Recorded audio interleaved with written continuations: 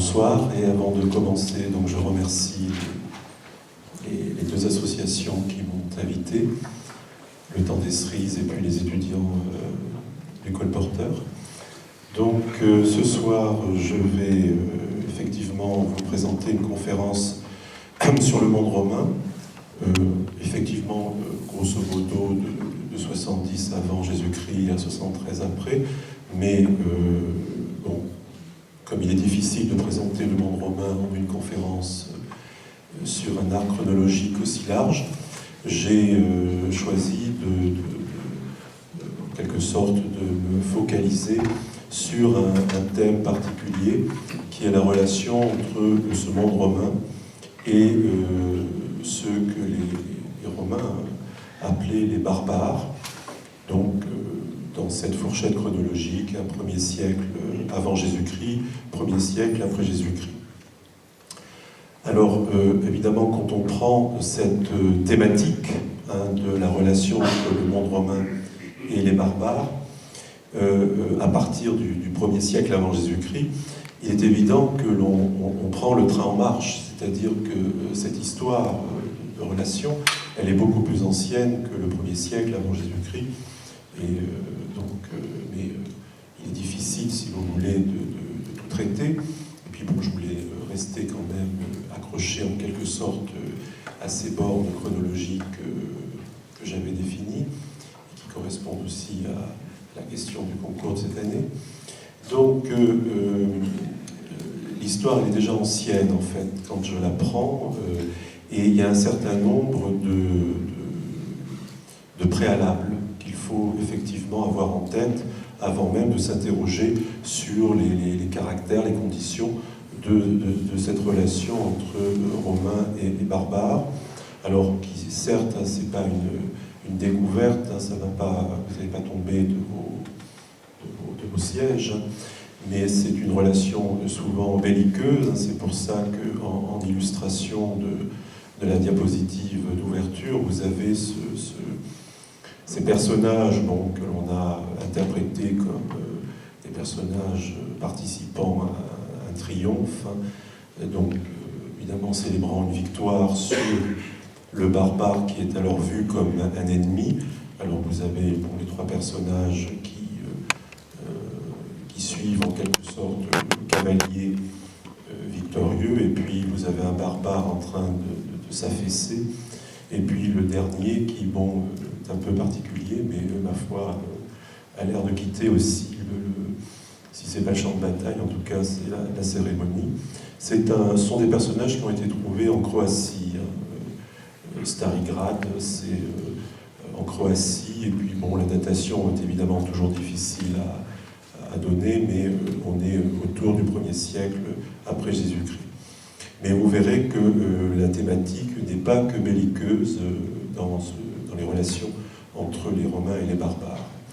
Donc, dans un premier temps, j'aimerais avec vous voir un certain nombre de préalables, c'est-à-dire que pour bien comprendre le reste, il faut avoir en quelque sorte, en résumé, l'histoire qui précède, mais sous une forme très synthétique, et d'abord, évidemment, faire, disons, référence à l'expérience grecque qui, évidemment, crée le mot barbare.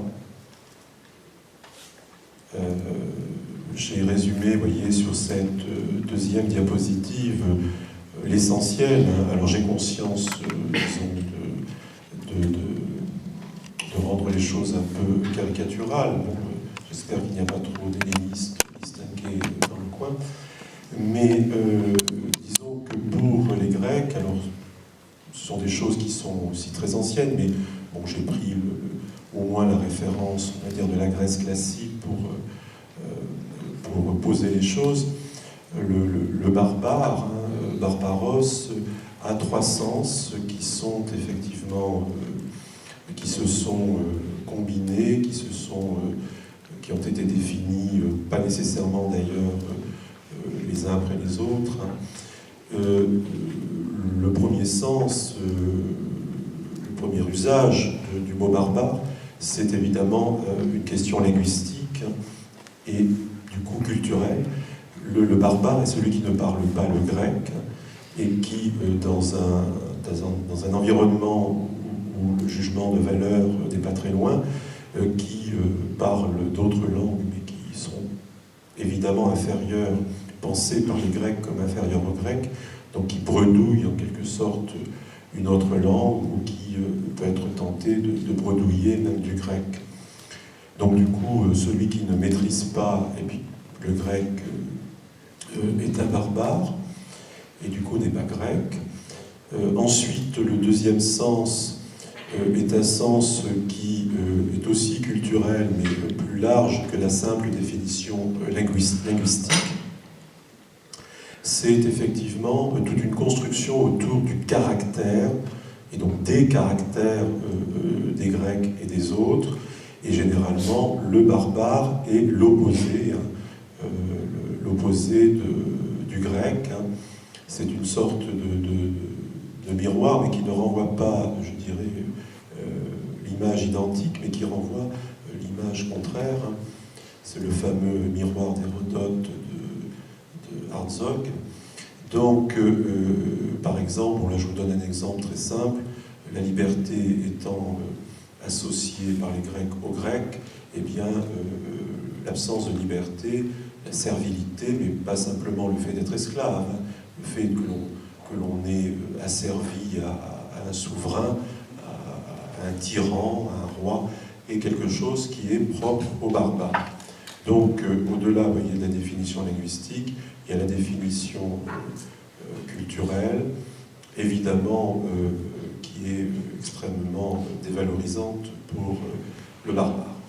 Et puis, vous avez le troisième sens qui découle en quelque sorte des deux autres, surtout du deuxième, c'est que le barbare est souvent vu comme un ennemi, voire comme une sorte d'ennemi permanent, une construction, si vous voulez, permanente du caractère ennemi, hostile.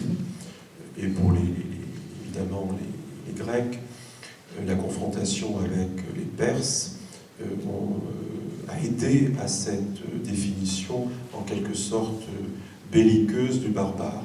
Donc ça, c'est quelque chose qui n'est pas évidemment romain, qui est une invention des Grecs, mais qui fait partie je dirais, du tableau quand on prend évidemment cette thématique des relations entre les Romains et les barbares au 1er siècle avant Jésus-Christ. Les Romains vont en quelque sorte récupérer ces catégories inventées par les Grecs. Alors, il y a aussi des préalables qui relèvent de Rome, plus particulièrement, et à commencer, évidemment, c'est comme ça que le transfert s'est fait, à commencer par la relation avec les Grecs.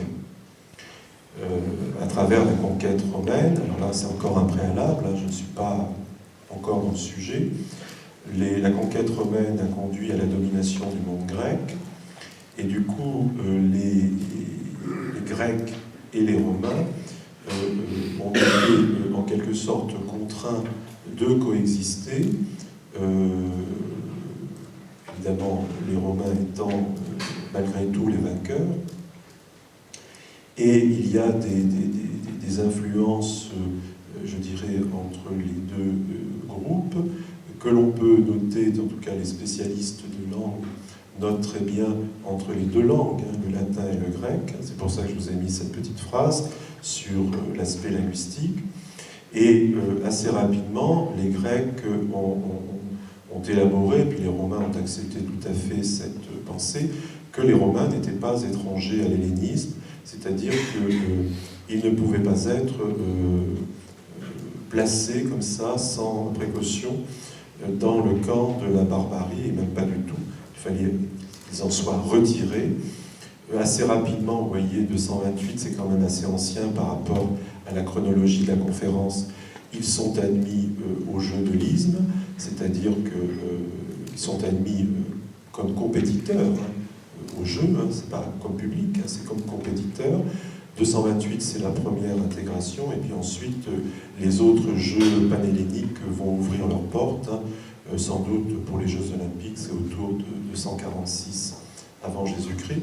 C'est-à-dire que de toute façon, les Grecs se sont habitués à formuler en fait un discours dans lequel les Romains étaient assimilés finalement aux Grecs, et ce discours ne dérangeait pas, si vous voulez, les Romains, qui trouvaient cette proximité tout à fait intéressante à instrumentaliser.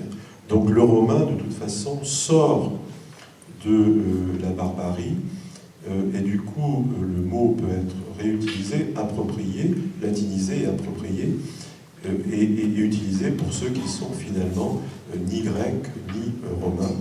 Et vous avez donc là aussi ce préalable qu'il faut avoir en tête quand on prend le sujet, c'est-à-dire que le monde romain et les barbares au 1er siècle avant Jésus-Christ, bon, les Romains ne sont plus des barbares. Donc ça facilite quand même le sujet.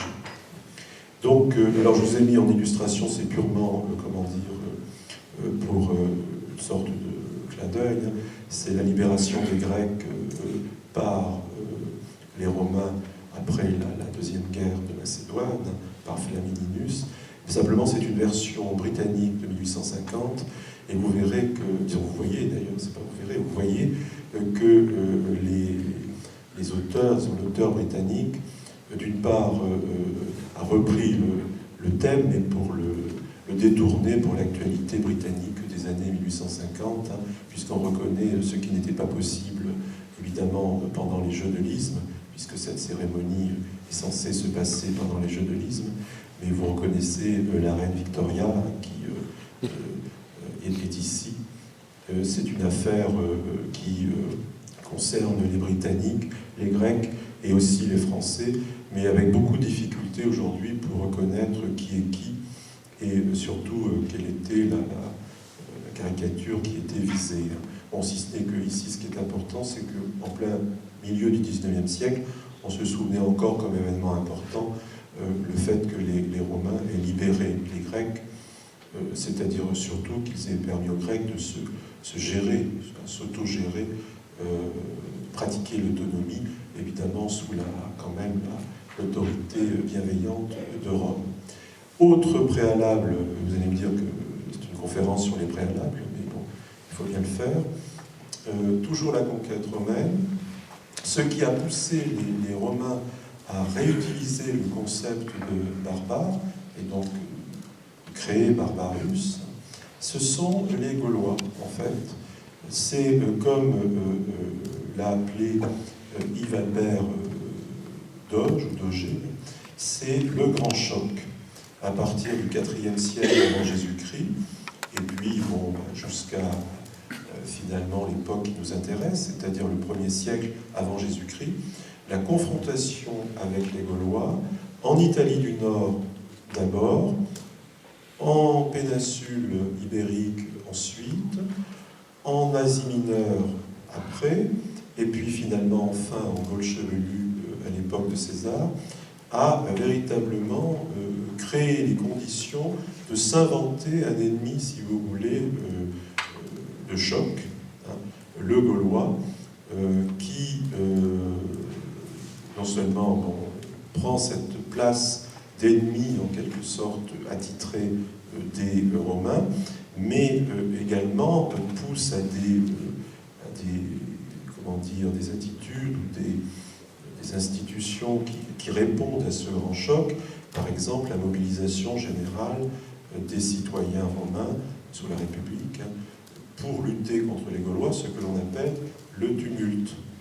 Le tumulte gaulois, c'est pas comment dire, une sorte d'agitation que provoqueraient les Gaulois ou une panique que les Gaulois pourraient provoquer chez les Romains, c'est en fait la mobilisation générale des citoyens romains comme soldats pour lutter contre les Gaulois. Donc les Gaulois qui du coup se retrouvent affublés d'un certain nombre de vertus ou de défauts, et ce qui est à la fois une vertu et peut-être un défaut, c'est la fureur guerrière, qui vraiment, là vous avez, c'est le Perse, si vous voulez, le Gaulois étant le Perse des Romains.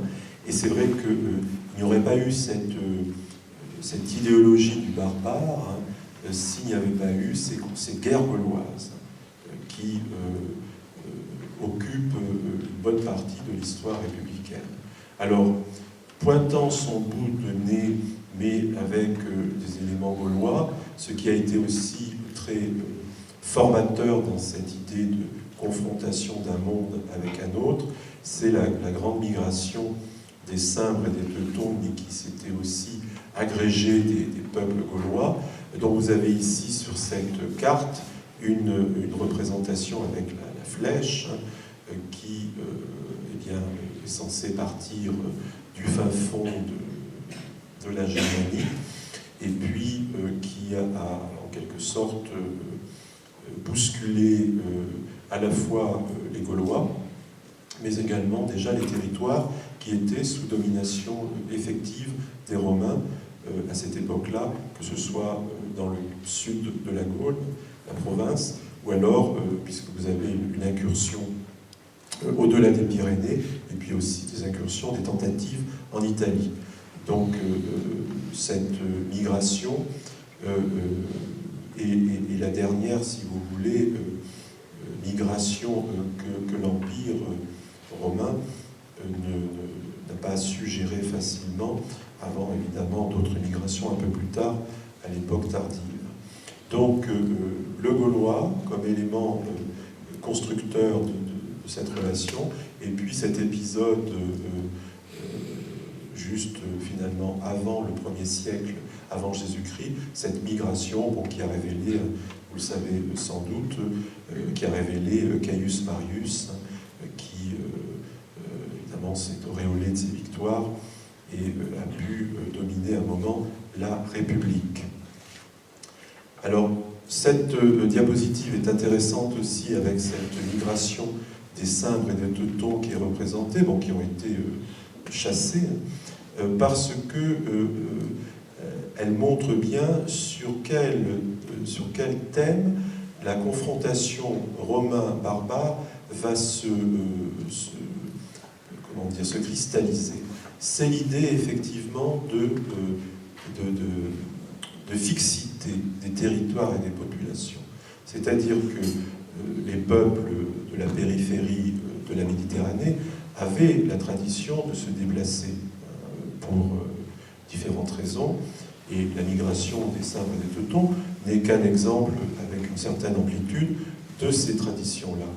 Et ce que, évidemment, construit je dirais comme contraire à cette habitude de migrer, les Romains, c'est au contraire l'idée de limite, l'idée de fixer les populations sur des territoires, de définir des limites, même si ces limites ne sont pas nécessairement des lignes de frontières, ça peut être des territoires, mais en tout cas que le monde se fige d'une certaine manière.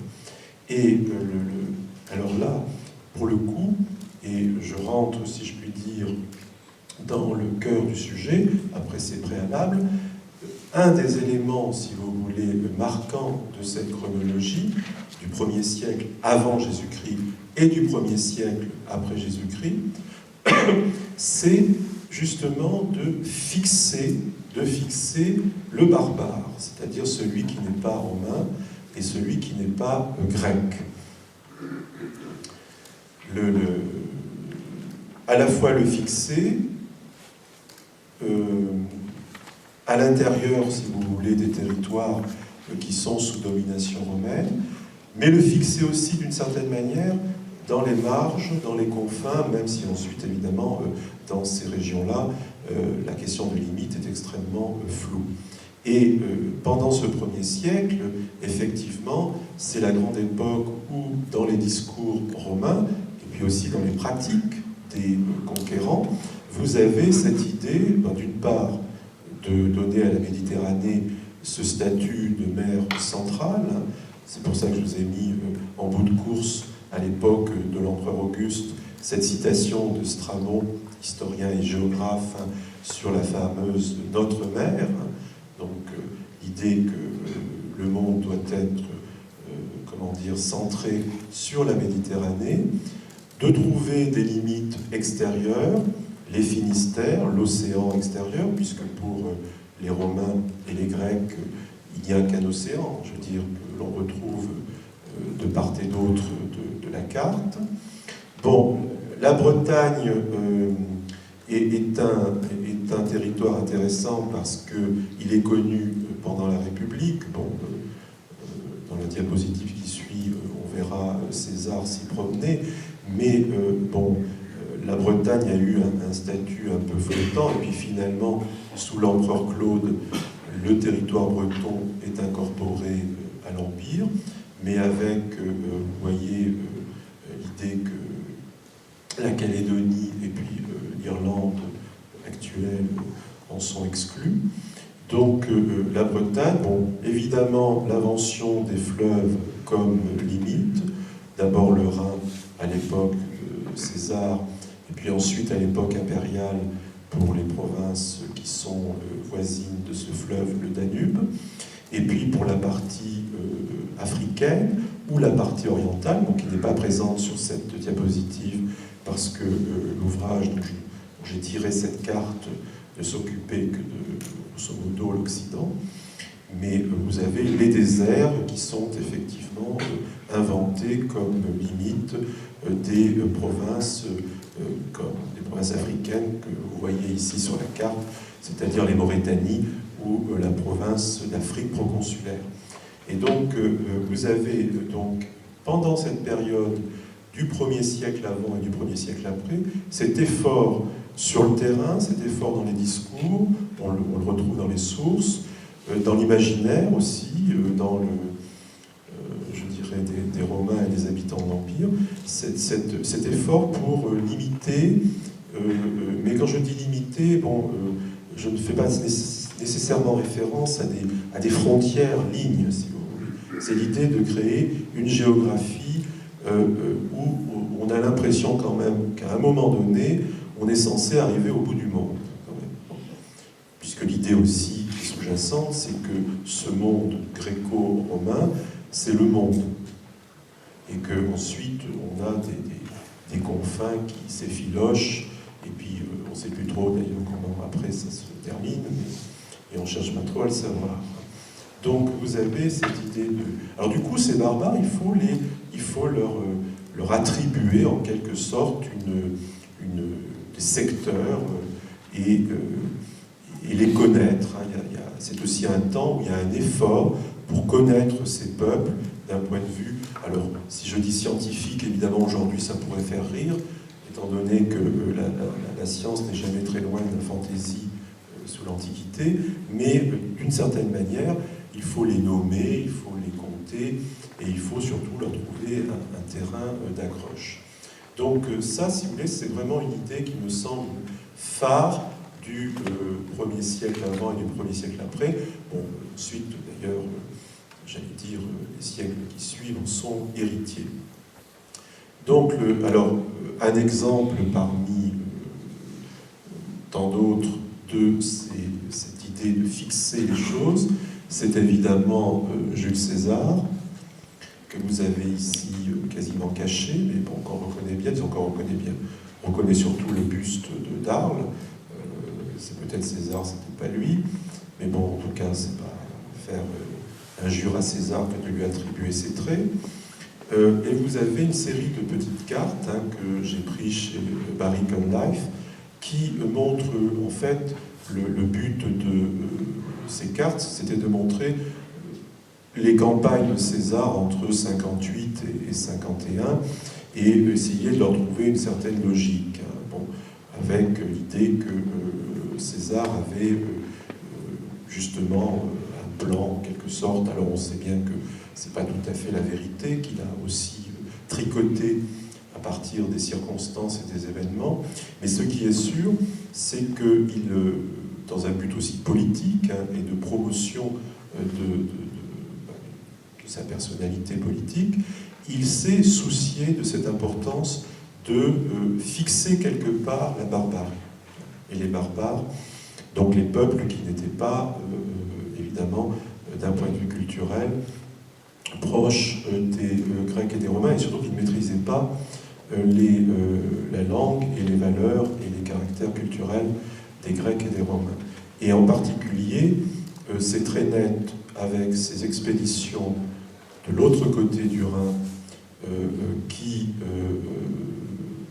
avait pour objectif non pas tant de combattre les Germains, si vous voulez, disons de combattre les peuples au-delà du Rhin, que l'on prend l'habitude effectivement d'appeler germains, ce n'était pas tant cela que de fixer une limite, le Rhin, et plus que le Rhin, la région rhénane, avec cette construction d'un pont, d'ailleurs, bon, qui n'était pas destiné à durer, mais qui était quand même une œuvre assez colossale, pour montrer en quelque sorte la marque de la limite. Donc, et puis ça permettait aussi de recruter des Germains comme auxiliaires pour les campagnes en Gaule. Et puis la même chose, ces campagnes en Bretagne, puisque César est allé de l'autre côté de l'océan de la Manche pour aller en Bretagne, mais c'était pour fixer la limite, c'est-à-dire l'océan, sans chercher naturellement à se fixer en Bretagne.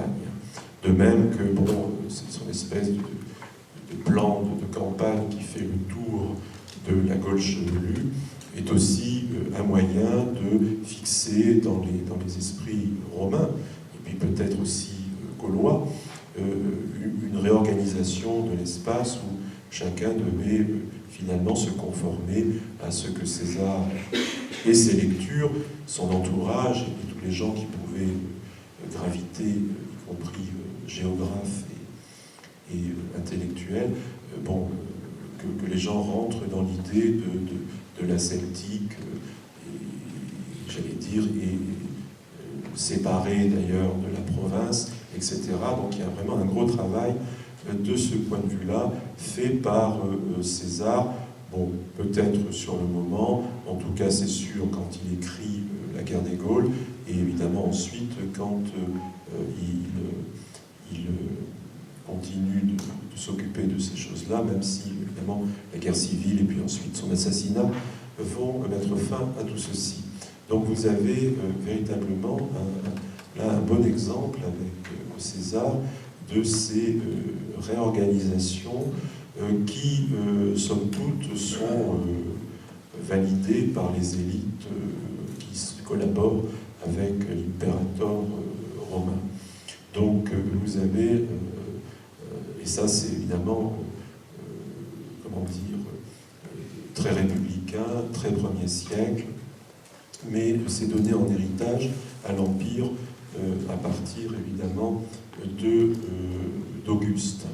Alors cette idée de fixer les barbares, de fixer aussi du coup les limites de l'Empire, mais je le répète plutôt sous forme de secteurs, de zones, de régions interpénétrables qui ne sont pas nécessairement fermées, cela donne une idéologie à l'époque augustéenne de l'Empire qui est véritablement un empire du milieu du monde.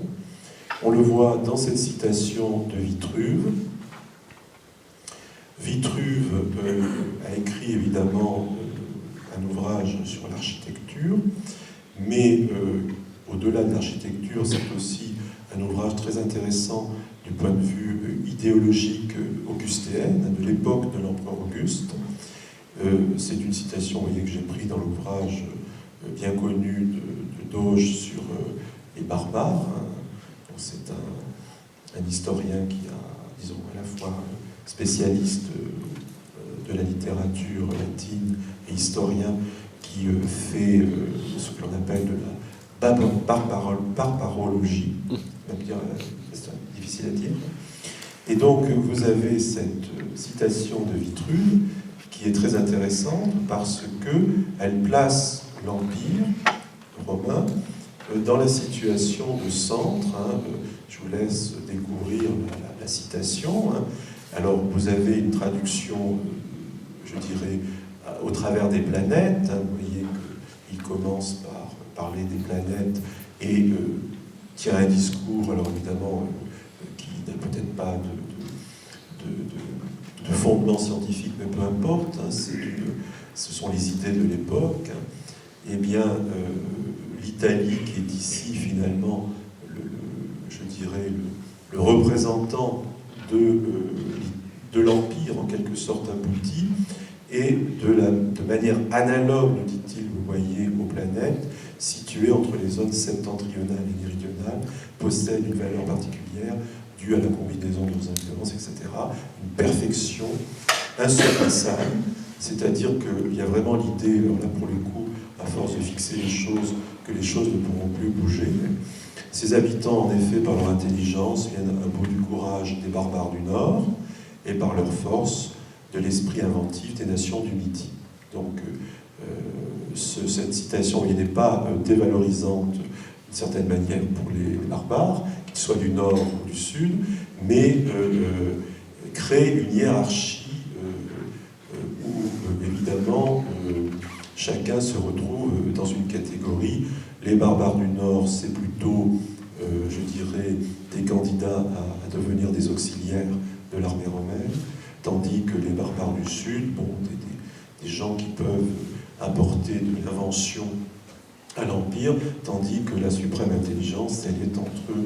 Alors évidemment, à l'époque de Vitruve, elle est possédée par les Italiens, mais au-delà, si vous voulez, si on dépasse un peu la pensée de Vitruve, elle est possédée par les gens qui sont pleinement membres de l'Empire romain.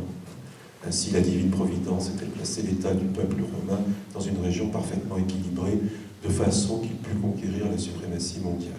Donc vous avez ici l'aboutissement à l'époque augustéenne de ces efforts pour inventer ce monde où l'on a évidemment la possibilité d'organiser ces relations.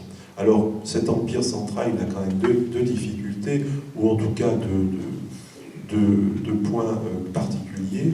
C'est qu'il reste des barbares, je dirais, qui sont d'abord des ennemis et qui sont difficiles à faire rentrer en quelque sorte dans cette géographie rêvée. C'est à la fois le germain qui, dans la période qui nous intéresse, remplace le gaulois étant intégré, finalement disparaît comme barbare, hein, puisque au cours du 1er siècle avant et surtout du 1er siècle après, pardon, le gaulois, en fait, finalement, entre dans la romanité, mais celui qui va récupérer le costume, en quelque sorte, c'est le cousin, le germain, pour la partie occidentale, et pour la partie orientale, celui qui remplace le perse des Grecs, c'est le parthe. Alors avec une difficulté autre, alors le germain correspond bien aux définitions de la barbarie, en termes de langue, en termes de structure politique, évidemment que l'on ne va pas analyser finement quand on est romain, parce qu'il faut que ça reste dans une sorte de flou barbare. En revanche, le parthe, lui, est à la tête d'un État qui est quand même structuré, même si ce n'est pas la structuration de l'Empire romain, et donc c'est un barbare avec lequel il faut évidemment aussi compter, mais si vous voulez, qu'il est difficile de mettre dans la hiérarchie, de le mettre sur le même plan que les autres barbares. Donc, et là, ce sera la même chose un peu plus tard, d'ailleurs, au IIIe siècle, avec le Sassanide, d'autant plus que celui-ci aura quelques victoires authentisantes. Donc, un empire central, des barbares fixés, même certains fixés à l'intérieur, si je puis dire, et puis deux catégories qui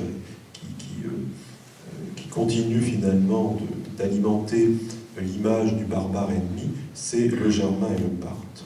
Alors c'est d'autant plus vrai, alors le parthe, je n'en parlerai pas, je vais faire comme les Romains qui ne parlaient jamais des parthes, donc, puisqu'ils posaient problème, mais je vais parler du germain, parce que le germain continue, pendant la période qui nous intéresse, d'alimenter cette idée d'un barbare de toute façon ennemi.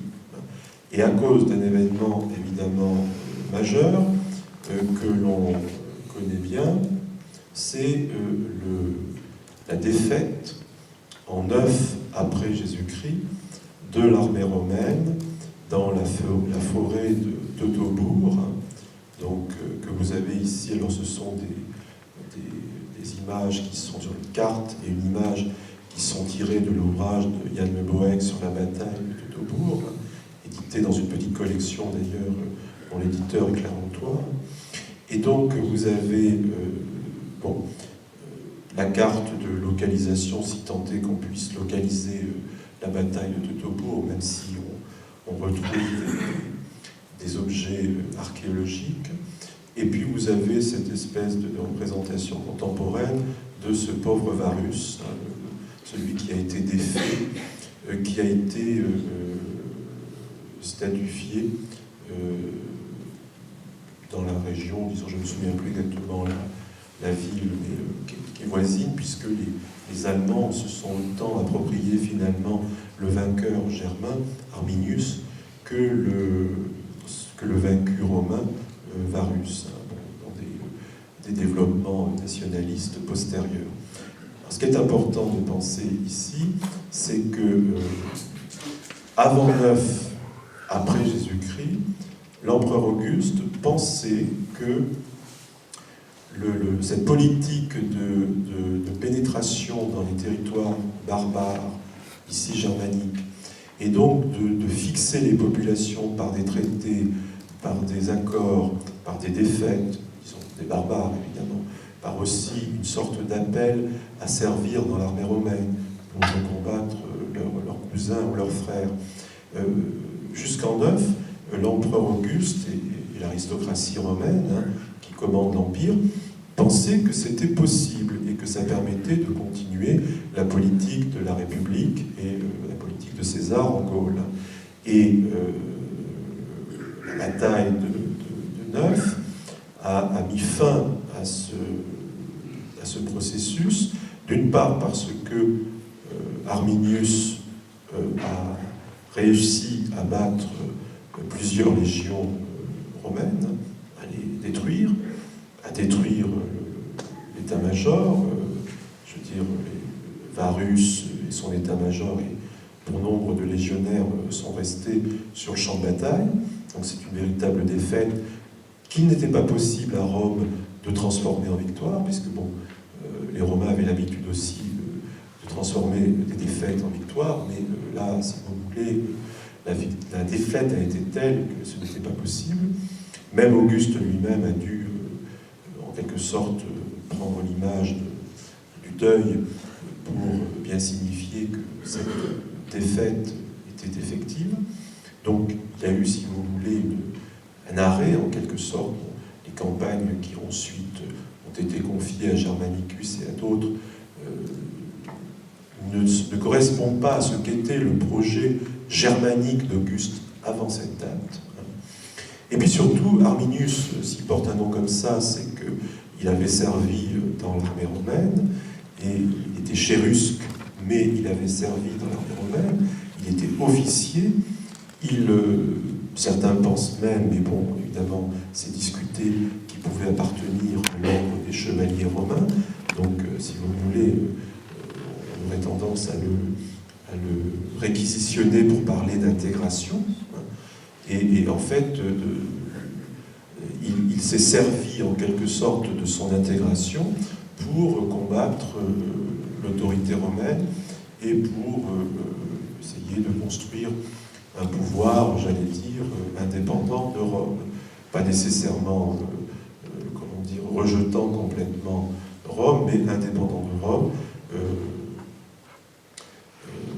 La famille, je précise, ayant, je dirais, un œuf dans les deux paniers, puisque son frère est aussi soldat dans l'armée romaine et content de l'être. Donc, mais en tout cas, ça a montré, si vous voulez, qu'il ne fallait pas nécessairement toujours chercher à fixer ou à organiser, ou même à connaître, même si cela continue, hein, avec, par exemple, l'ouvrage de Tacite, la Germanie, à la fin du 1er siècle, est valable pour les opérations du 2e siècle après Jésus-Christ, mais disons que les choses étaient plus complexes que cette espèce de construction que je vous ai présentée avant, avec cet empire central fixant un peu tout le monde. Donc là, vous avez vraiment un moment clé qui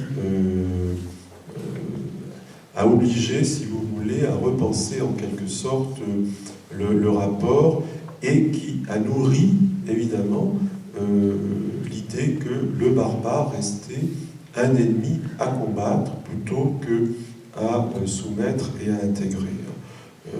Au moment de cette défaite, il y a eu d'ailleurs des manifestations à Rome, par exemple, de xénophobie envers les gens qui avaient l'allure germanique ou gauloise, d'ailleurs, parce qu'à ce moment-là, le Gaulois sortait de son placard et nourrissait en quelque sorte ces manifestations.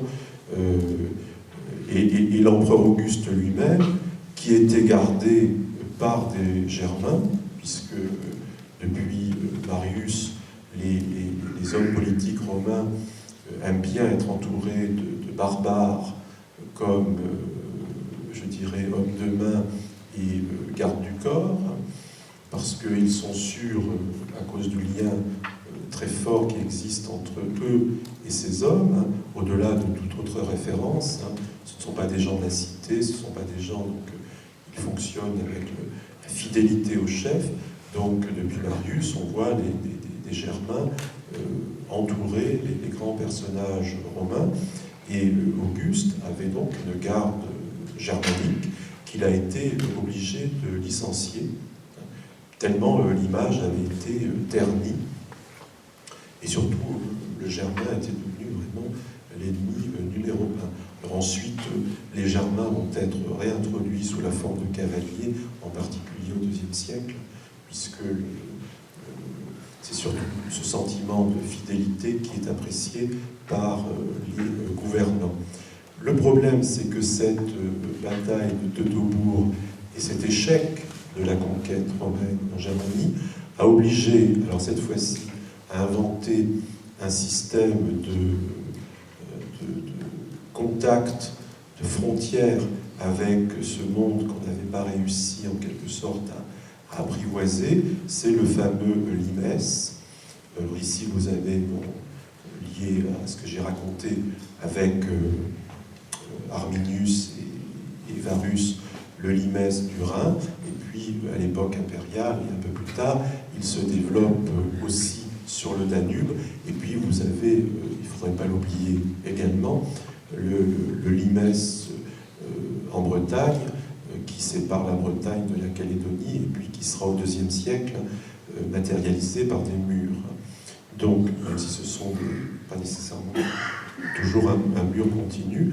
Alors, ce qu'on appelle le limes, c'est une série, évidemment, de fortifications, de places fortes, de camps, de villes aussi qui peuvent se retrouver intégrées à ce système, qui ont souvent d'ailleurs le statut de colonie, c'est-à-dire que vous avez tout un système, alors peut-être pas aussi développé qu'on a voulu le dire, parce que, évidemment, les historiens modernes ont voulu vraiment rationaliser les choses, mais quand même, vous avez un travail qui a été extraordinaire d'appropriation de l'espace et de fortification de cet espace entre le monde barbare germanique et le monde gaulois, lui, intégré. Et en plus, cela, évidemment, a alimenté à nouveau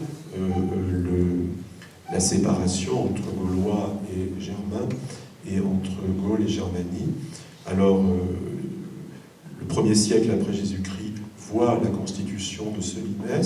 Il n'est terminé véritablement qu'à la fin du 1er siècle, même au 2e siècle.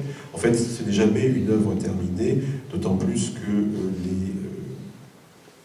les barbares, les tribus germaniques, ne sont pas censés, j'allais dire, attendre que les choses se fassent sans réagir. Donc vous avez, mais disons que c'est une conséquence de cette rétractation de la politique romaine, et du coup sur des lignes un peu plus claires de cet espace. Alors à côté de ça, c'est le germain comme le parthe, nourrissent ce type de relations qui sont belliqueuses. Donc et qui renvoie à des guerres, à des campagnes, puisque à partir du limes, les légats de légion sont censés faire des expéditions soit diplomatiques, soit un peu moins diplomatiques, pour prendre la température des lieux et maintenir en quelque sorte le statu quo. Donc ça, c'est le côté belliqueux, guerrier des choses. Mais évidemment, l'Empire, dans son sein, si vous voulez, à l'intérieur, eh bien, a des barbares aussi. Hein. Mais ces barbares, d'une part, ont été... Alors, c'est la diapo qui suit. C'est, si vous voulez, on en vient à définir donc, plusieurs barbares. Bon, il y a les externes, ce sont ceux qui finalement doivent être maintenus en dehors de l'Empire. Et puis il y a les internes, et je dirais entre externes et internes, il y a toutes les nuances possibles que permettent ces zones de contact, puisqu'il ne s'agit jamais de frontières véritablement fermées. Donc, bon, y compris le barbare des confins, bon, vous avez une sorte de diversité, en quelque sorte, de la barbarie qui s'offre aux Romains dans la période qui nous intéresse. Et puis pour ceux qui sont à l'intérieur et, je dirais, qui sont assimilés, d'abord, ils ne sont plus véritablement barbares, c'est-à-dire que le mot barbare ne va plus être employé pour eux, c'est le mot pérégrin, étranger, c'est-à-dire qu'ils restent étrangers à la cité romaine, mais ils sont sujets de Rome, donc ils sont en quelque sorte autre chose que des barbares, d'autant plus que ce sont des gens qui se mettent à apprendre le latin, qui se mettent à adopter des coutumes romaines, et donc ils ne correspondent plus à la définition de barbares. Ils ne sont pas encore, évidemment, assimilés complètement, ils ne sont pas citoyens romains nécessairement tout de suite, puisque même si vous avez une grande ouverture de la citoyenneté romaine au 1er siècle après Jésus-Christ, on n'en est pas encore à, je dirais, à la constitution de Caracalla du début du IIIe siècle, qui déclare que tous les habitants de l'Empire sont citoyens romains. Donc, ils sont autre chose, c'est les pérégrins, bon, qui est un mot ancien, bon, qui était une situation aussi ancienne en Italie à l'époque républicaine, mais là qui devient l'autre possibilité finalement d'appeler ceux qui étaient les anciens barbares.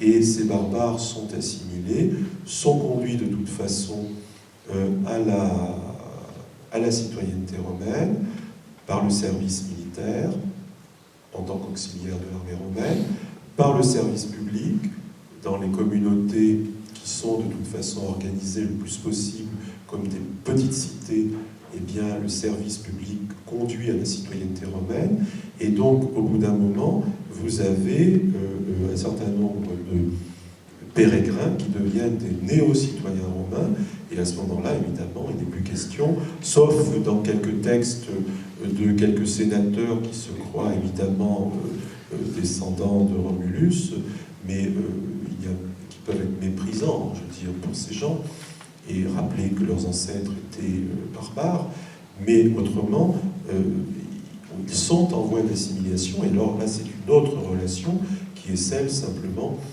de l'intégration et pas du tout du conflit. Alors, je vous ai mis en fond de diapositive la fameuse table claudienne, parce que c'est un document tout à fait significatif, parce que donc elle date... alors, c'est un peu compliqué, disons. On ne sait pas la date de ce document, contrairement à ce que on dit toujours. Le discours qu'elle porte, il est de 48 après Jésus-Christ, et donc c'est un discours de l'empereur Claude, qui demande au Sénat d'accepter, il aurait pu s'en passer, mais bon, il a tenu à associer le Sénat, d'accepter que les Gaulois, les notables gaulois, mais citoyens romains, c'est-à-dire qu'ils le sont déjà, obtiennent ce que l'on appelle le droit aux honneurs. Le droit aux honneurs, c'est la possibilité de devenir en fait magistrat et donc sénateur de Rome. Alors sous la République, c'était un droit qui était, comment dire, on ne se posait pas le problème de ne pas l'attribuer aux nouveaux citoyens. De toute façon, comment dire, le fonctionnement de l'aristocratie faisait que de toute façon les néo-citoyens avaient très peu de chances de profiter de ce droit. Sous l'Empire, les choses sont plus claires, c'est-à-dire que les néo-citoyens ne disposent pas du droit aux honneurs. Ils ont tous les droits afférents à la citoyenneté romaine, mais l'empereur Auguste a retiré le droit aux honneurs qui doit être en quelque sorte donné en plus. Alors il est généralement donné en plus collectivement à des communautés, comme ce que voulait faire Claude ici en 48, c'est-à-dire donner à tous les Gaulois, citoyens romains, notables des cités, locales gauloises, ce droit aux honneurs. Bon, les sénateurs ont résisté, l'empereur s'est contenté de récompenser les notables éduins, citoyens romains, mais ensuite, on sait que dans la deuxième partie du 1er siècle après Jésus-Christ, et peut-être au début du deuxième, on ne sait pas quand, un empereur a donné ce droit à tous les Gaulois citoyens romains.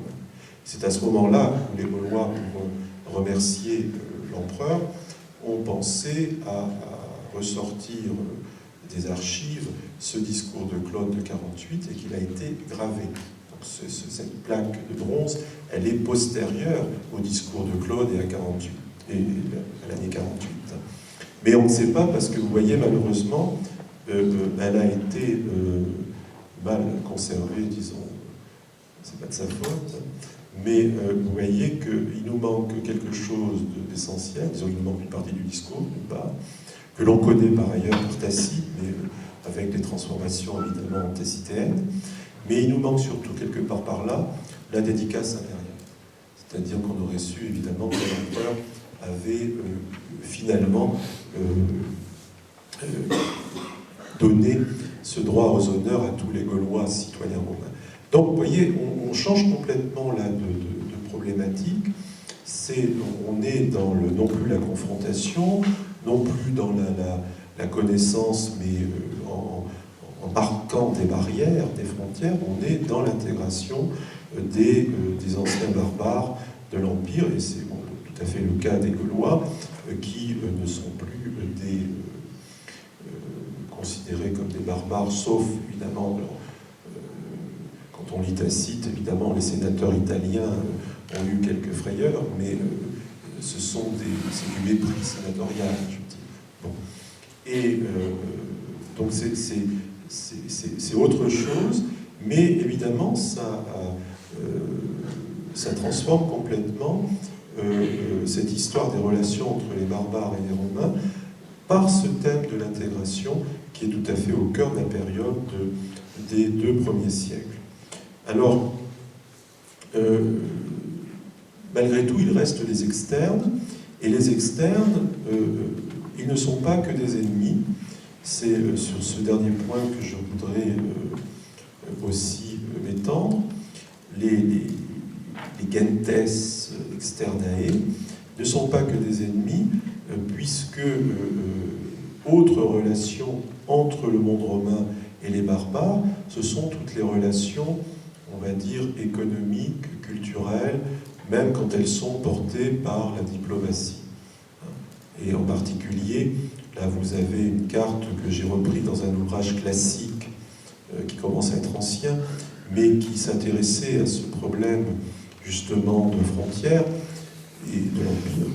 Et vous voyez ici représenté sur cette carte les principales, alors c'est en 1954, je pense qu'aujourd'hui on pourrait nourrir encore plus cette carte, en fait, les axes d'échange réguliers ou irréguliers, un peu symboliques, etc. Et vous voyez qu'à ce moment-là, on n'a pas besoin d'Arminius ou de Varus, hein,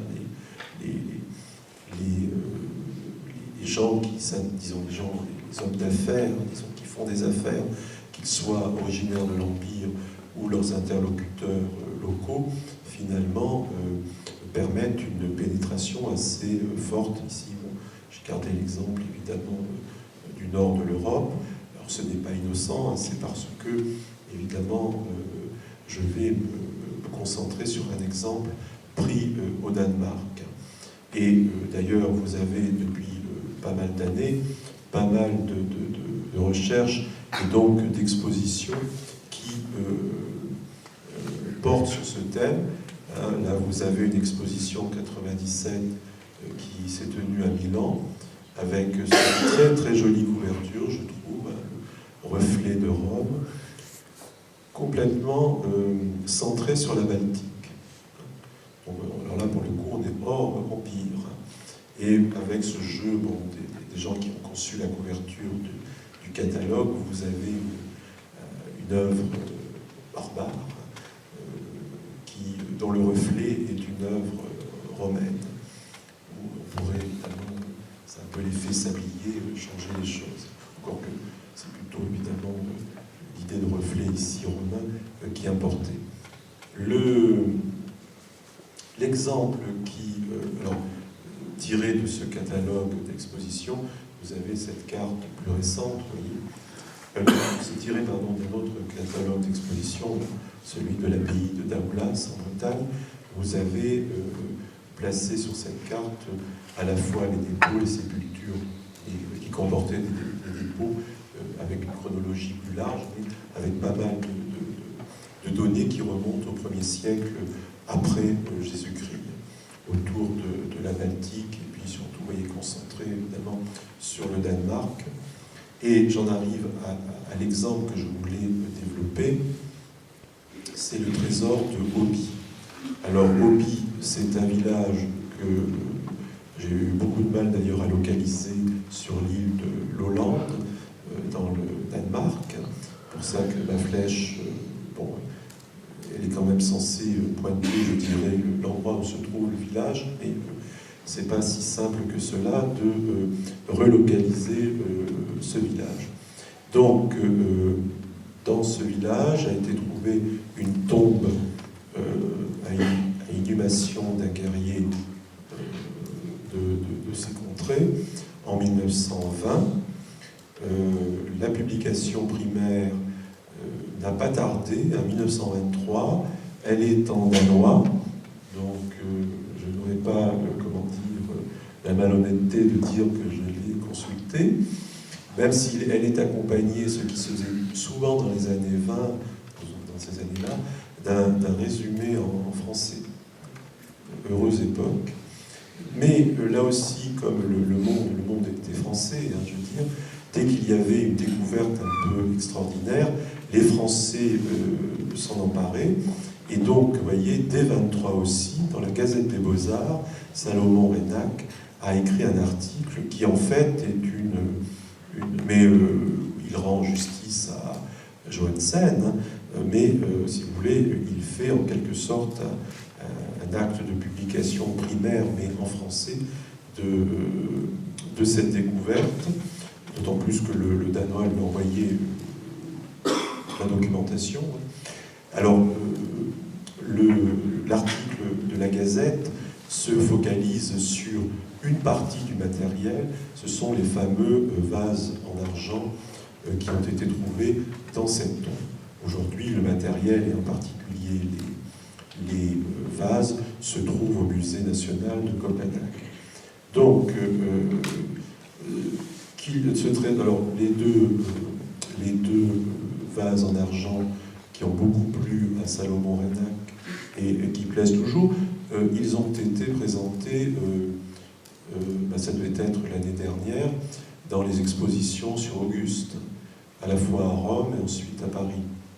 Puisque on peut les dater, vous verrez que c'est compliqué, mais on peut les dater de l'époque augustéenne. Donc les voilà, les deux vases à boire en argent du trésor de Åby. Mais le matériel était beaucoup plus conséquent. Là, vous avez un extrait de l'article de Reynac qui vous donne à peu près la richesse de la tombe à inhumation, puisque, en outre, disons, en plus des deux vases en argent, vous avez un certain nombre d'autres objets qui appartiennent au service à banquet, au service à vin, y compris d'ailleurs avec aussi des inscriptions et des représentations iconographiques. Donc c'est véritablement, on voyait le commentaire d'ailleurs de Reynac, ce qui exclut l'hypothèse du pillage d'un temps par quelques chefs saxons ou quelques pirates vikings. Ensuite, finalement, bon, il en vient aux hypothèses qui restent dans le domaine de l'histoire ancienne. Donc c'est une tombe assez exceptionnelle, c'est-à-dire que si je reprends la carte de tout à l'heure, tous les sites qui sont cités, y compris d'inhumation, n'ont pas cette richesse-là. À l'évidence, le personnage inhumé était un personnage important. Alors, ces vases, les voici, comment dire, d'un peu plus près, et ce qui est tout à fait intéressant, c'est qu'ils présentent des scènes qui renvoient en fait à l'Iliade, en tout cas à la guerre de Troie. Ici, effectivement, vous avez, alors ce sont des scènes extrêmement célèbres. Là, c'est le roi de Troie, Priam, qui vient réclamer la nuit le corps de son fils Hector à Achille, que vous avez représenté, qui est sous sa tente, que vous avez représenté là sur son siège. Et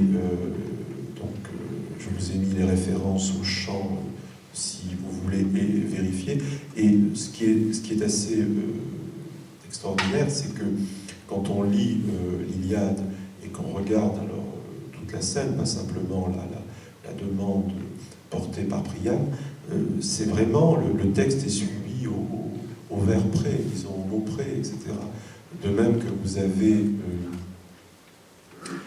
sur toujours le même vase, parce que pour que Priam ait pu atteindre Achille, les dieux ont endormi les Grecs, en fait, et vous avez, voyez, le camp grec qui est endormi, avec une représentation évidemment aussi du char et de l'orige du roi de Troie. Donc vous avez véritablement, sous une forme iconographique, le texte de l'Iliade qui est représenté. Peut-être plus original encore que, sur l'autre vase, vous avez une autre scène, mais qui fait partie du cycle de la guerre de Troie, mais d'après les spécialistes, la représentation viendrait plutôt, disons l'artiste aurait suivi plutôt une tragédie d'Euripide, une tragédie perdue. Alors bon, ne me demandez pas comment on peut garantir qu'on se soit inspiré d'une tragédie perdue, puisqu'elle est perdue, mais je fais tout à fait confiance aux historiens de l'art antique. Mais bon, de toute façon, c'est une scène qu'on trouve aussi chez Homère. C'est Philoctète qui est mordu par un serpent. Vous avez la bestiole est représentée ici, en train de s'enfuir, on ne sait pas trop.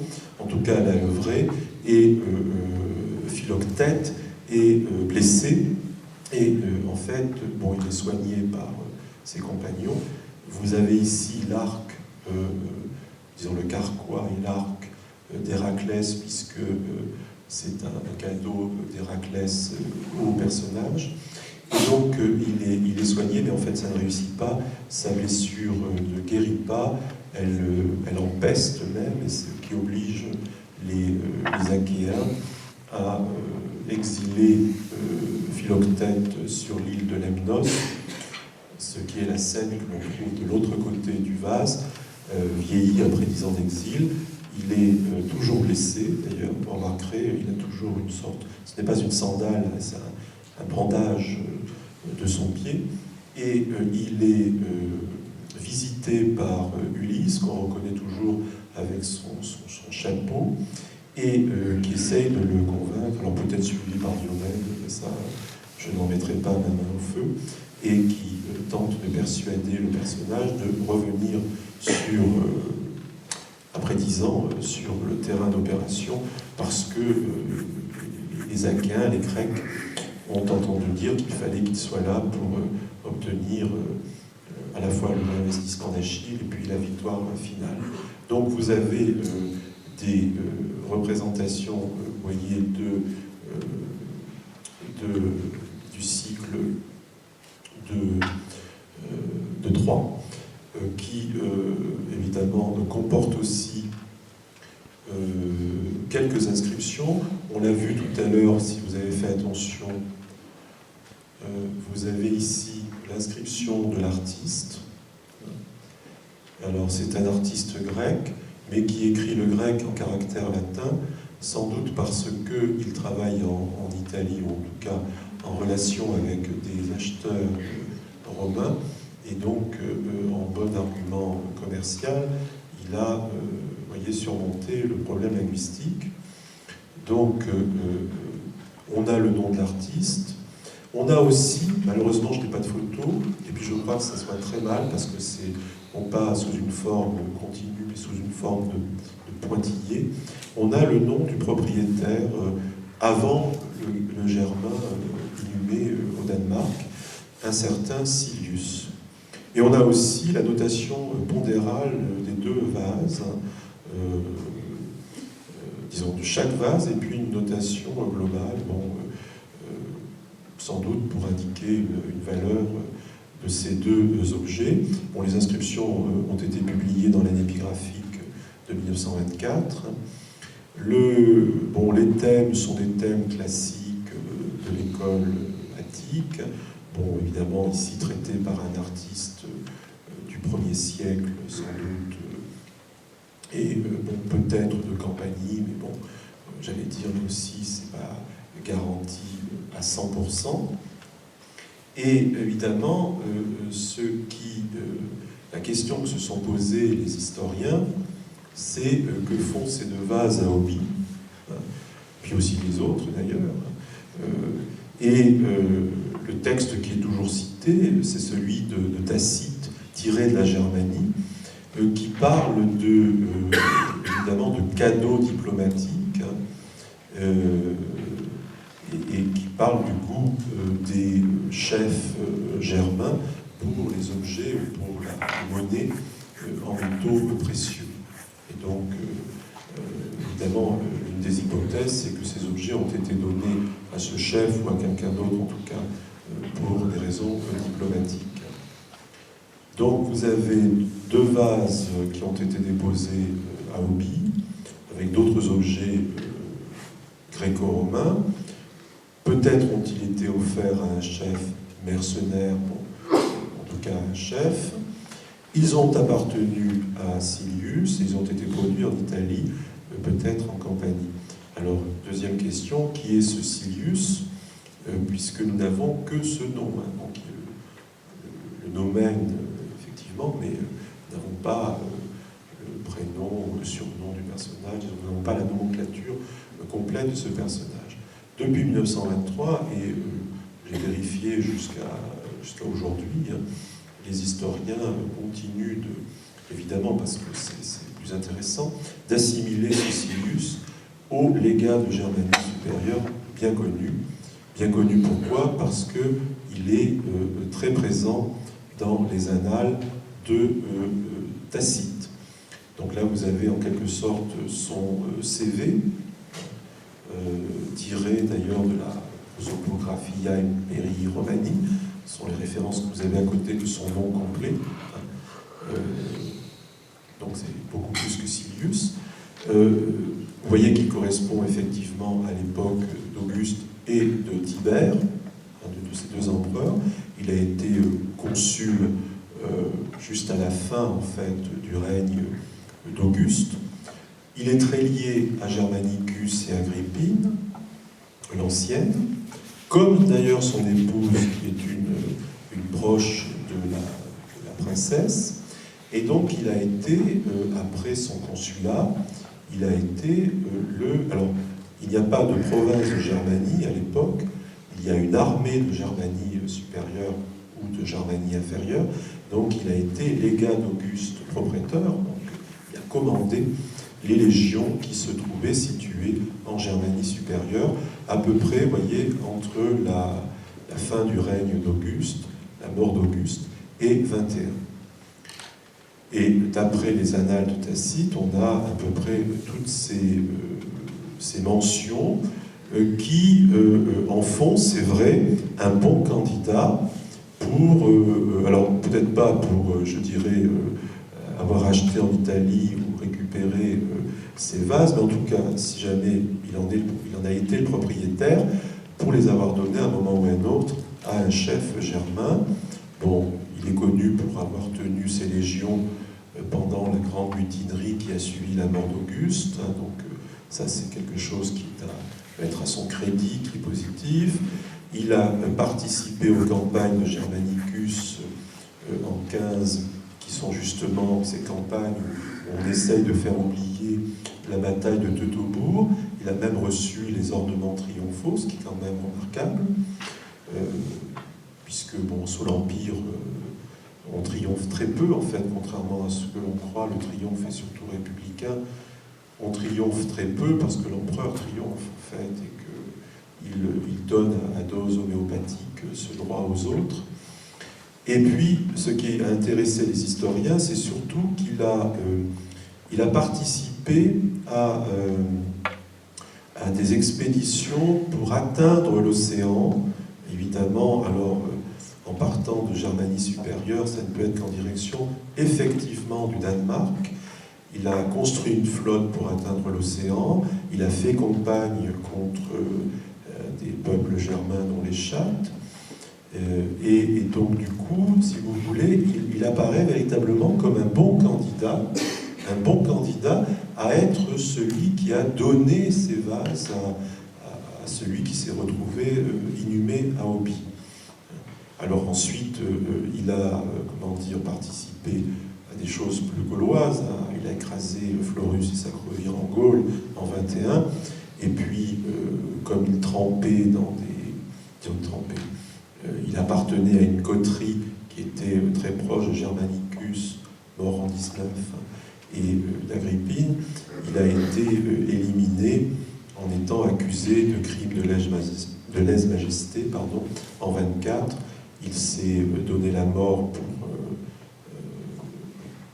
en quelque sorte, ne pas être touché par le déshonneur et éviter que sa famille soit éliminée aussi, sauf que sa femme, qui était trop proche d'Agrippine, a été exilée aussi, et qu'ensuite on avait prévu aussi, le Sénat avait prévu de détruire tout témoignage en quelque sorte de son action. Et c'est vrai que si on n'avait pas Tacite pour nous raconter ça, on serait un peu limité et on ne pourrait pas faire le lien avec, de toute façon, les deux vases.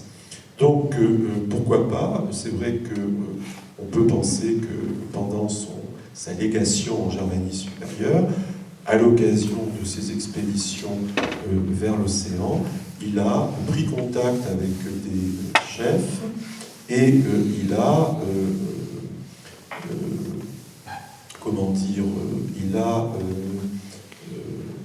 offert ses...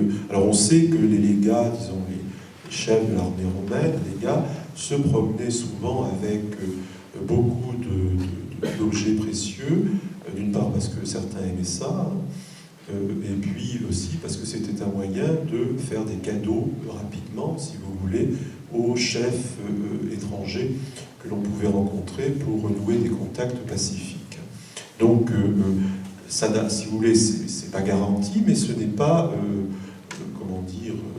complètement stupide que de créer ce lien entre ce Silius et celui des deux vases. Alors, là où certains vont plus loin, c'est le cas ça a été le cas de Roger Dion, c'est que il interprète ces expéditions de Silius comme étant les derniers reflets d'une politique d'Auguste qui était justement d'atteindre l'océan malgré les difficultés. C'est vrai que dans son texte testament politique, les Res Gestae Divi Augusti, l'empereur Auguste n'hésite pas, dans ce chapitre 26, à faire mention de ce projet, la flotte à naviguer sur l'océan de l'embouchure du Rhin, etc., vers le pays des Saints, ce qui est à peu près évidemment la localisation pour le Danemark.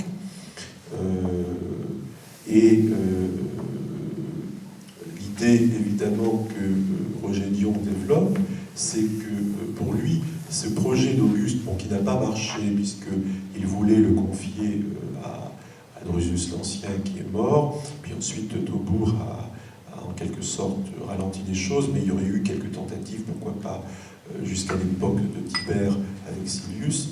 Mais ce que suggère Roger Dion dans ce texte de 1973, c'est que ce projet d'atteindre les limites de l'océan était nourri aussi de lecture des textes homériques. C'est pour ça qu'il parle de géographie d'Homère, et puis de continuateurs ou de gens qui ont interprété les textes d'Homère. Et évidemment, dans ce texte de Roger Dion, il convoque les deux vases de Hobie parce qu'il présente évidemment des scènes de l'Iliade. Donc, comme si, alors bon, ça c'est sans doute aller trop loin, mais comme si finalement, comme cadeau pour les chefs visités, les chefs germains, les représentants de Rome, poussés par ce projet de l'empereur, allaient en quelque sorte distribuer des objets qui représentaient des images tirées de l'univers homérique qui avaient pu nourrir ces idées de périple océanique. Bon,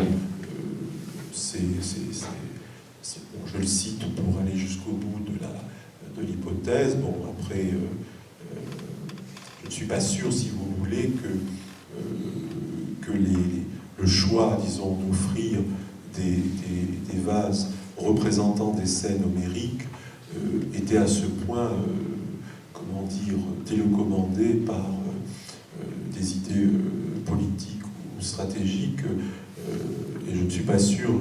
On peut se poser la question d'ailleurs de ce que pouvait contempler le chef germain et tous ceux qui pouvaient contempler ces vases d'argent là-bas du côté de l'île de l'Hollande, quand ils voyaient le roi Priam demander Hector, etc. D'autant plus qu'il n'y a pas de légende. Je veux dire, à part le nom de l'artiste et le nom de Silius. Bon, évidemment, on pourrait toujours l'expliquer, mais les chefs germains n'étaient pas censés tomber non plus dans l'extase en regardant ces vases. En tout cas, ce qui est important, c'est que, évidemment, très difficile à documenter, et là c'est un exemple un peu particulier, très difficile à documenter et donc à présenter, mais qui est d'une dimension à côté des guerres ou à côté d'autres thèmes, c'est ces questions, et puis du thème aussi économique, de simple échange économique, c'est toutes des questions évidemment de diplomatie, de transfert culturel. De nouveau un extrait d'Auguste, où il parle évidemment, alors là, au-delà de la Germanie, de ces ambassades qui viennent lui rendre visite, et puis aussi alors ça c'est évidemment des ambassadeurs qui viennent à Rome pour voir Auguste, mais vous avez cet extrait de Suétone où l'on voit les ambassadeurs qui finalement se mêlent au peuple romain et qui réinterprètent à leur sauce les codes, j'allais dire, qui correspondent au siège et à la place de chacun dans les lieux de spectacle. Donc il y a aussi cette histoire finalement qui n'est pas qu'une histoire guerrière. Cependant, quand on quitte la période, c'est-à-dire à la fin du 1er siècle après Jésus-Christ, il ne faudrait pas croire que tout le monde se rend visite et s'offre des cadeaux, puisque on trouve toujours un barbare, en quelque sorte, pour remplacer un autre. Là, tiré du forum de Trajan, évidemment, vous avez un Dace qui est dans une attitude qui n'est pas nécessairement pacifique. Et donc, évidemment, quand on quitte la chronologie du 1er siècle après Jésus-Christ, on continue en quelque sorte d'alimenter au 2e siècle cette dimension belliqueuse du barbare, avec les Daces et avec d'autres peuples qui se présentent, j'allais dire, dans ces confins que les Romains ont tenté de construire pour fixer en quelque sorte les choses. Voilà, je vous remercie de votre attention.